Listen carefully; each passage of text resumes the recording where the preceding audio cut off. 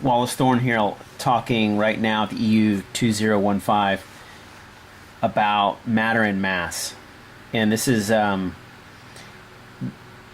I'll just let you listen to it. Talk about matter and mass.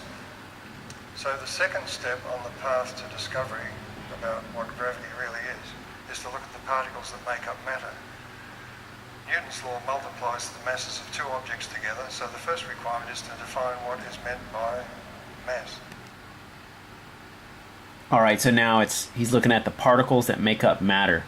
And this is, the electric universe is definitely a more accurate model to what's going on in the universe. However, in my opinion, Thunderboltz project, which is a great project, is still couched in atomic language, Newtonian and Einsteinian language. For example, electron, proton, neutron, nucleus, that language, the language known as particle, for example. That kind of language is not really prevalent in the EU, the electric universe. So I'll go into that here in a second, but let's listen to what he says. Newton's law multiplies the masses of two objects together, so the first requirement is to define what is meant by mass. The electron is defined as a fundamental indivisible particle. Okay, let's stop right there. The electron is defined as a fundamental indivisible particle. Just like the atom, by definition. So this is why I'm calling this whole topic up for people to think about. You can open up a Physics 101 book, and by definition, the definition of an atom is the smallest indivisible particle in the universe. And then they'll turn around and tell you that they can split that open, and then there's more smaller particles inside of the atom. Now they're saying the same thing about the electron. The electron is defined as a fundamental indivisible, cannot divide it, particle. So you can see right here a contradiction in terms. Either atomic physics needs to change their definitions and be honest and go, oh, an atom is not the smallest fundamental particle that's indivisible in the universe, because we are saying we've cut it open, we've divided it. So you got to change your definition. Otherwise, everything you use in that language is going to be fundamentally inaccurate. So here he's saying an electron is defined as a fundamental indivisible particle. But what I would say when reading Walter Russell, and he's not the only one, but just, I'm referencing him, he would say that the electron doesn't exist. And so I'm going with that because no one's ever seen an electron. No one's ever held an electron, just like no one's ever seen an atom. No one's ever held an atom. And what I'm trying to get through to you, if you're listening, is that they'll use terms like, well, we're firing electrons out of an electron gun, and we're going to pass it through a hadron collider or into some space where we can contain it and then split it apart and or explode it. But an electron gun does not shoot electrons. This is important. An electron gun shoots a current, an electric current. So they're not shooting little balls, they're not shooting particles, they're not shooting electrons, these little divisions. They're actually shooting a stream of electric current, which you could just say is electricity. This is why the electric universe makes much more sense. Okay, going on. Must be a composite of smaller orbiting charged particles, shown here in blue, to store energy. The energy is stored by the motion of those charged particles with respect to one another, and also with respect to all other particles in the universe. Okay, did you hear that? They're trying to figure out how matter, a physical object, stores energy. And they're basically saying that the only way we know that it has energy to begin with is because it's in motion. So we're measuring its movement. and we're detecting its the way that it affects all other objects in the sea of movement, or in the cosmos, if you want to say that. So basically, what I'm saying here that is fundamental is that if the objects that we're supposedly detecting were not moving, then they would have no stored energy. So the only way in which an electron, for example, would have stored energy, according to Wallace Thornhill here, is because it's in motion. Now, this is a big leap for people, but hopefully you'll follow me.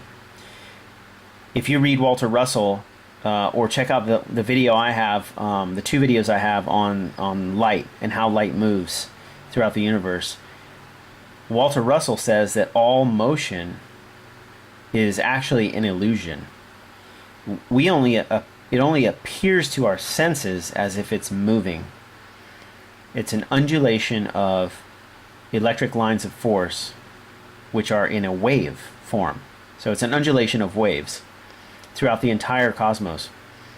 And so we see them, or we sense them, as movement. And so the whole point here is that if Walter Russell is right, then all motion cannot be detected without light, and all motion is an illusion.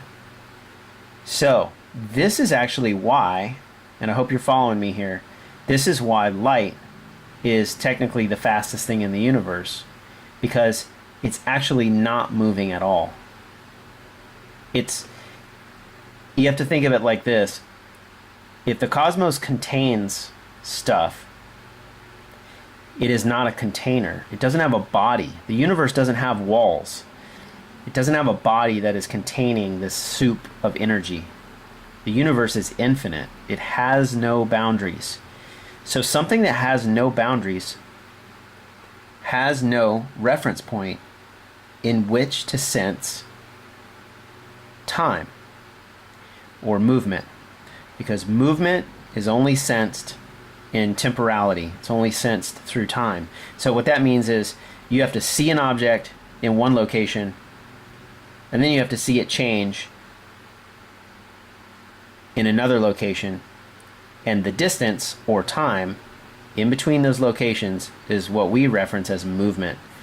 So Walter Russell is saying that light already is everywhere infinitely. It's omnipresent, omnipotent, omniscient.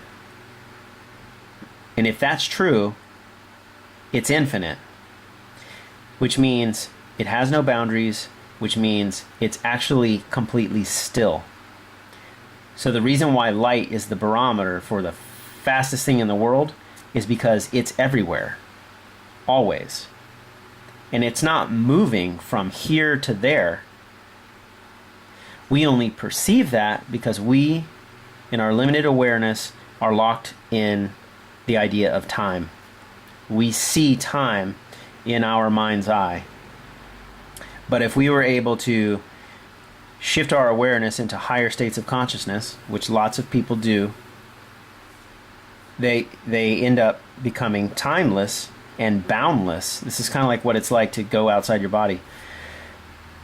You connect to everything that is, and thus you transcend time.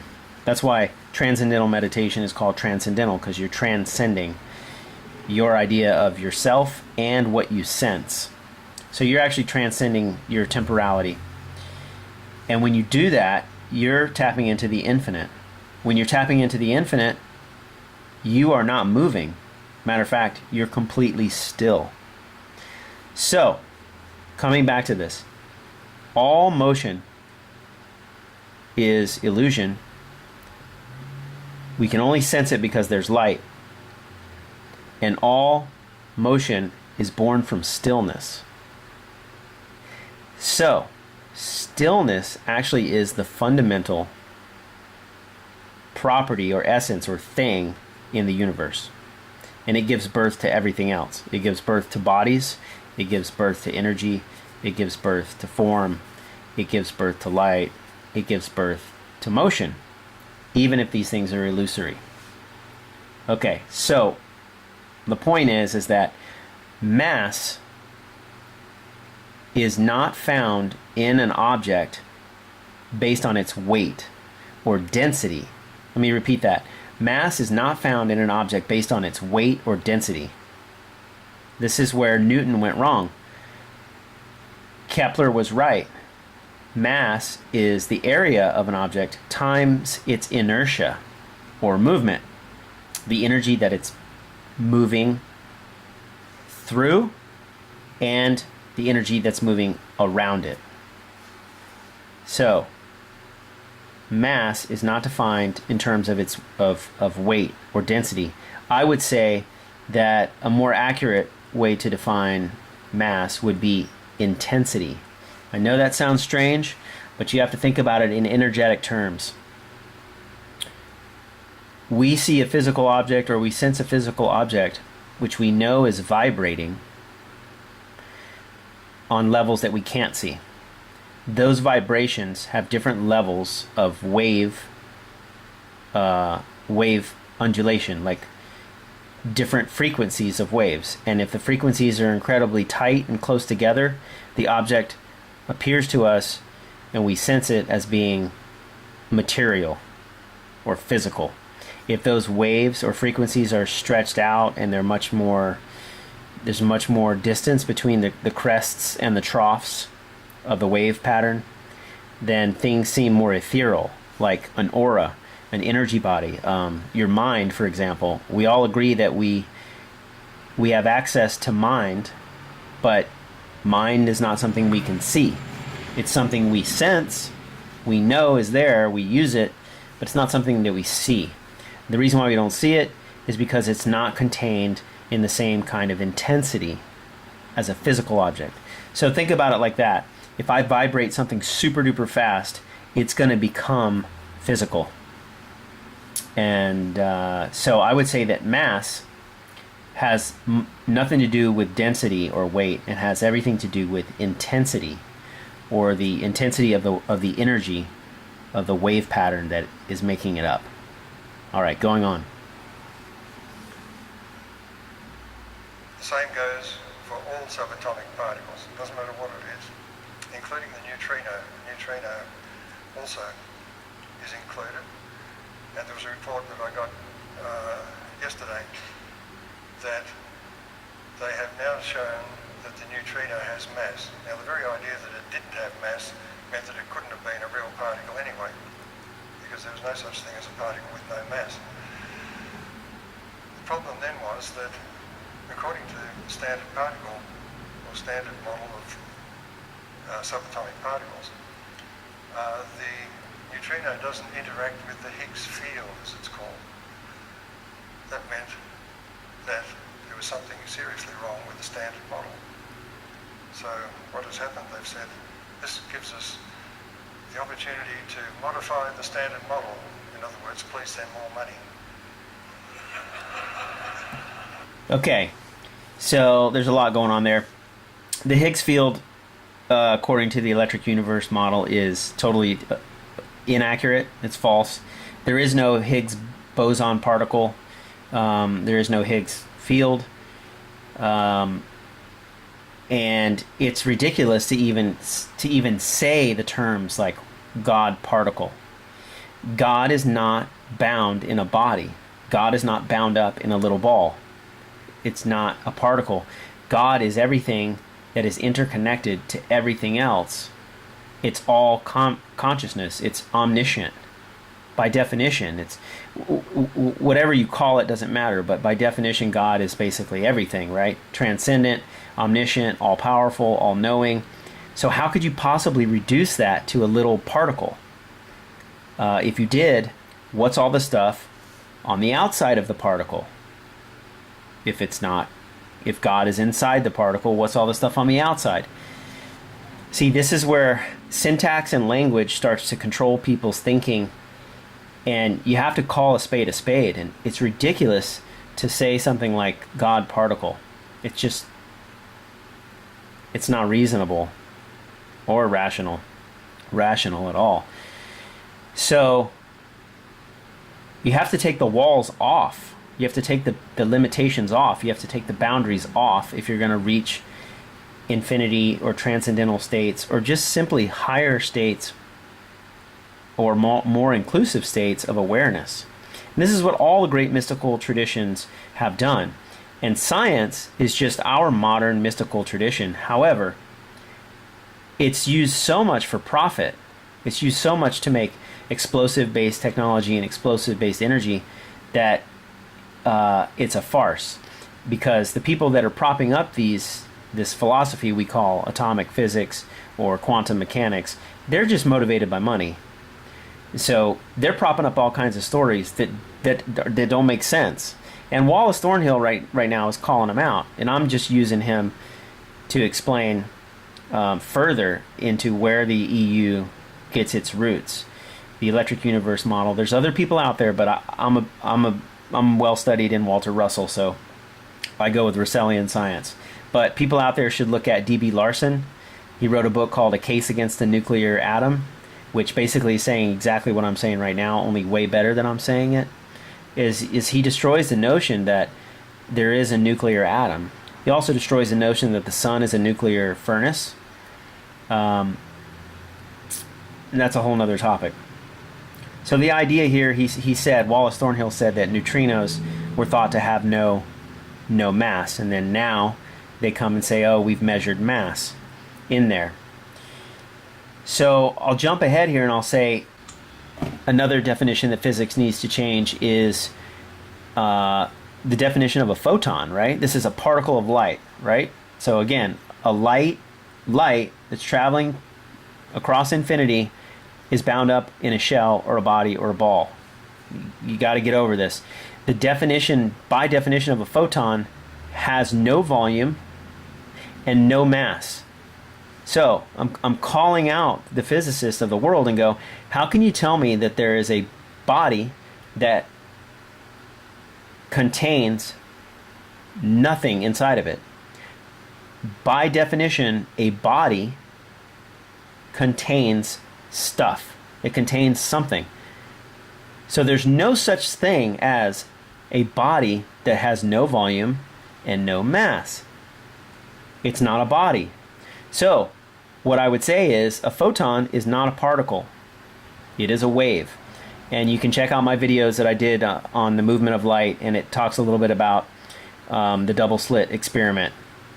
And Walter Russell talks about that as well. And basically says it's a matter of language, and it's a matter of the way you view it. So technically, photons are not particles. They are waves, electric lines of force, electric currents throughout the universe.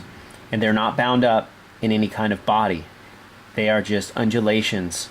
It's kind of like energy waves. Okay, going on. The electron is defined, as I said, as a fundamental indivisible particle. And it goes for all subatomic particles. And this simple repeated atomic model is at a far smaller scale. You remember the ping pong ball in the middle of that ground and the flea on the outside? That means within those tiny objects, there's also spinning charged smaller objects. Who is to say where we stand in the cosmic scale of things?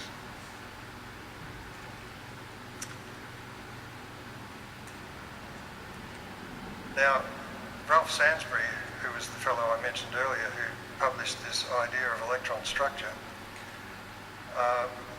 showed that you could actually derive the magnetic force from this structure. In other words, it's a version of the electric force, and gravity from this structure. It's another weak form of the electric force. So here we are, we're doing what... Okay, did you hear that? The guy he's quoting, I think his name's Ralph Sainsbury, he's talking about gravity. And he's basically saying that in detecting gravity, it's pretty much impossible not to use the terms of electricity when talking about gravity. Same with talking about magnetism. The reason why this is because the universe is electric in nature. So gravity is a misnomer, and this is a hard one for people to wrap their mind around, but check out the interview with Robert Otay. There's a bunch of them online. You check out mine, check out others, check out Red Ice Radio's. Robert Otay showing how what we call gravity is actually a symptom of electricity. And so the reason why objects are attracted to each other is not because of their mass. And it has nothing to do with their weight. And this is another thing I can sort of talk about, is that first of all, you can't weigh an object that's floating in space. So people need to think about that. Like, you can only weigh an object that is actually resting on something. So you can weigh your body because you're resting on the earth, and there's a ratio between your density, or I should say your intensity, and the object known as the earth's intensity.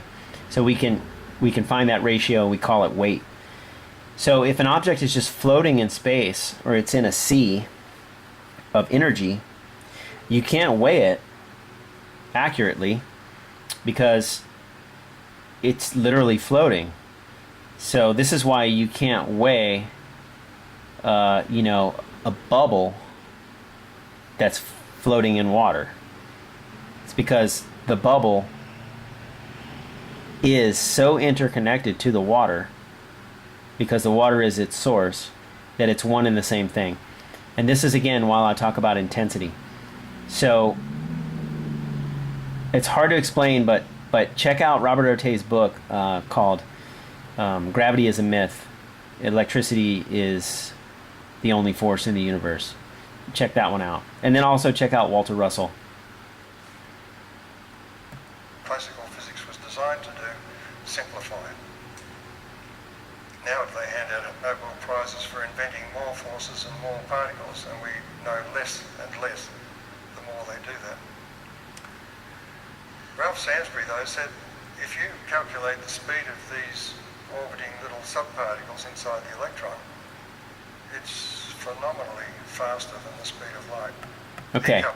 So I'm going to call out Thornhill again. I have much respect for him, so I'm not bashing him. I think Thunderboltz is doing a good thing. But first of all, you can't measure the speed of a particle that doesn't exist. So you can't measure these smaller so-called particles that are inside of an electron, because they don't exist in the first place. You might be measuring or sensing different wave intensities and thinking that those are particles, but they're not. And then the idea that something could be faster than the speed of light is kind of a moot point, because if there is something faster than the speed of light, it is light itself.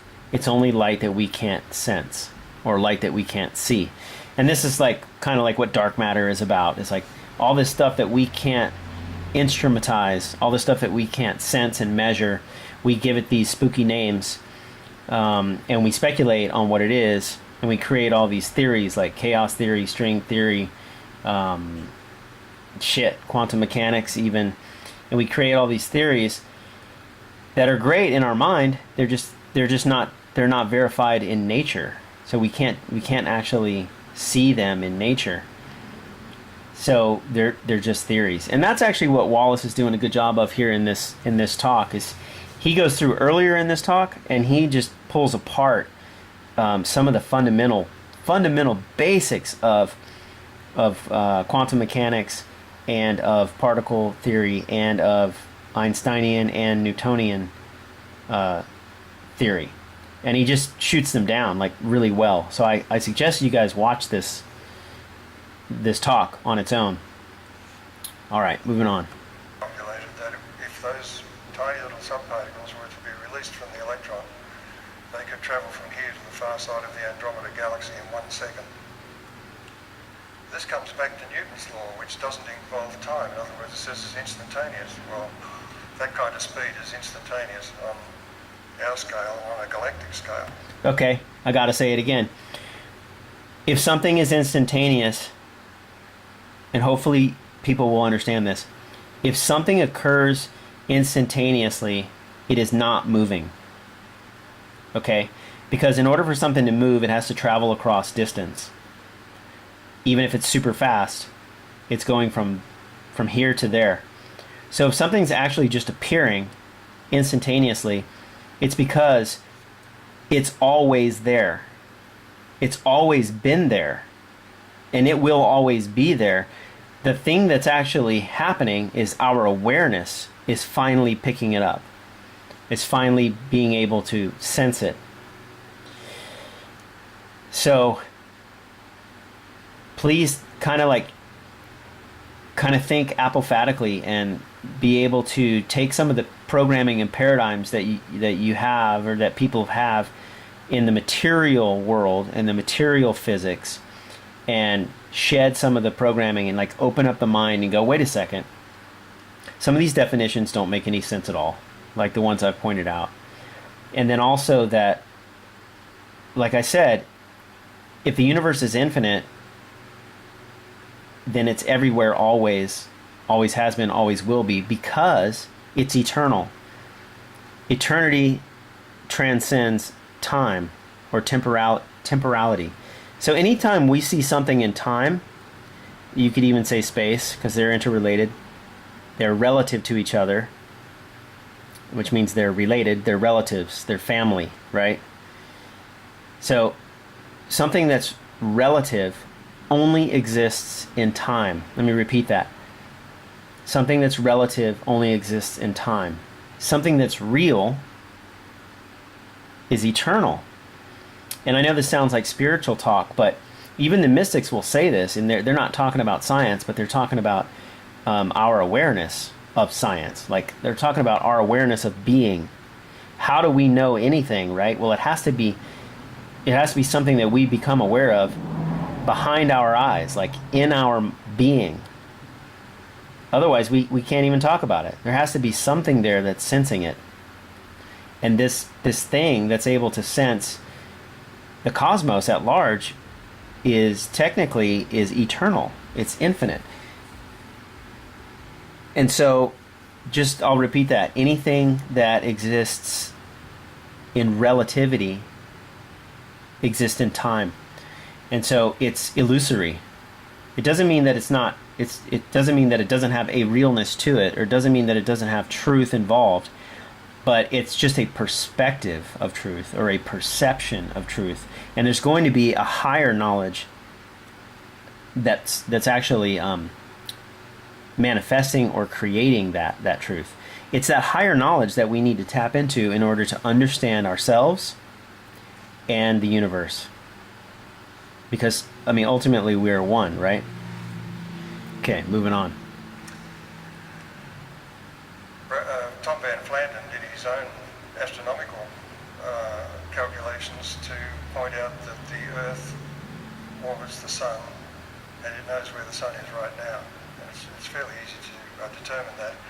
And by using a more stringent test, he calculated that the speed of gravity exceeded 20 billion times the speed of light. So the difference between that and Ralph Sainsbury's was about of the order of 1,000 times. Ralph Sainsbury's is... Okay, last thing here. These are just mathematical calculations that these two guys are sort of not arguing over, but they have different calculations for the same thing. And my point here is that you can use math, just like any language, to describe whatever it is you're trying to describe. And what I would say in some of these findings, like, for example, Nassim Haramein supposedly finding, measuring the radius of the Schwarzschild proton. These are these huge astronomical numbers that have all these, 37 zeros behind them. What that actually is saying is that it's infinitely small. It actually keeps going into infinity, so small that we can no longer detect it. So what that actually means, and think about this, is that when you have a number that's that large, it actually means it's actually an inaccurate number. It's a number that just goes on forever. So all it's saying is that there is no measurement for these little particles. And I'll say it one more time. The reason why there is no measurement for these particles is because they're trying to measure something that is not a particle. You're trying to measure a wave. It just goes on and on and on and on and on. Okay, thank you guys for listening. Please share. And I just also want to say that I respect Thunderboltz and I respect Wallace Thornhill and his team. And I'm not taking any of this stuff out of context, even though this is a small part of his talk. I understand it and I know where he's coming from. So, you know, all you trolls out there, you know, don't try to say I'm taking things out of context. All right. Thank you very much.